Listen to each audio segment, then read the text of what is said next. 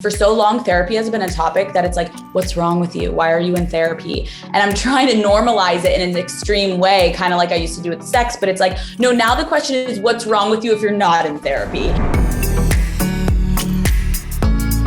Today, I'm sitting down with Alex Cooper, the host and mastermind behind one of the biggest comedy sex podcasts now exclusively on Spotify, Call Her Daddy. You've discussed a lot about shifting towards conversations about mental health. Can you tell me a little bit about when you decided to make that shift and why you felt it was the next move for the Daddy Gang? In the beginning of the inception of Call Her Daddy, very strategically marketing wise, I was presenting my looks and a Valley girl voice, and I knew how to give some amazing tips in the bedroom. I started to feel a little drained of like, how many more times can I sit and talk about just sex? Then as the transition took over and I was now a solo host, therapy, that was the main relationship I was in my life, was between me and my therapist. And so I started to implement, like, maybe I didn't have sex that week, and that's okay. I don't need to talk about sex. Like, I can talk about what actually happened, which was therapy.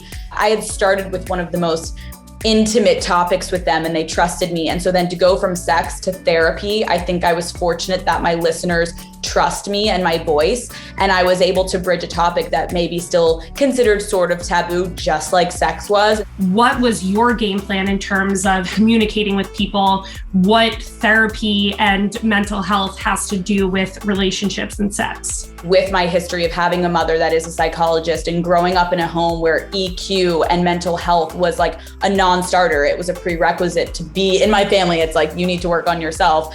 I think I started to really feel like in my own when I would be in therapy sessions, and I felt like I had a pretty good sense of self, and I wanted to share that with others. It doesn't make me uncomfortable to talk about these things because it's life and we're all going through it. I can see how interested people are in this and how scared they are to admit it. Let me be the first one openly to be like, I'm in therapy and we've all got our shit.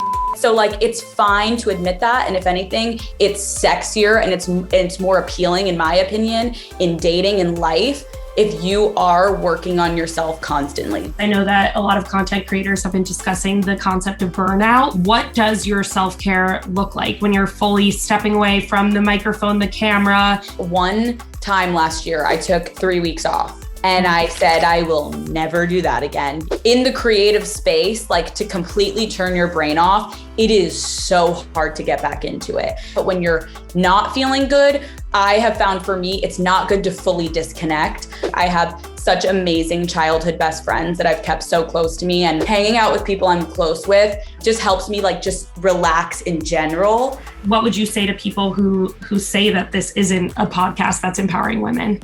At the beginning of Call Her Daddy, I understood that like men were so turned off by the feminist movement. We needed in the beginning to sort of bridge the gap so we had an opportunity for everyone to listen and not to completely shut off a side that I wanted to be a part of the conversation. Because in order for it to get better, both sides need to come to the table. Now I feel like I've been able to sort of get back to center of like, listen, I don't hate men, but what I do hate is the concept of us not being equal. Because at the end of the day, if you want to go toe to toe, women are superior. You're here because of us. I'm just speaking as a woman that's now sitting at the table with the big boys, and I'm ready to be taken seriously and also respected just as the men are. When my deal came out and it was biggest female podcast deal, I called my PR people and I said, get it out of there. It's one of the biggest podcast deals. It would never say one of the biggest male podcast deals. I love having this platform so that I can speak on it and hopefully empower women to feel the same when they walk into a room.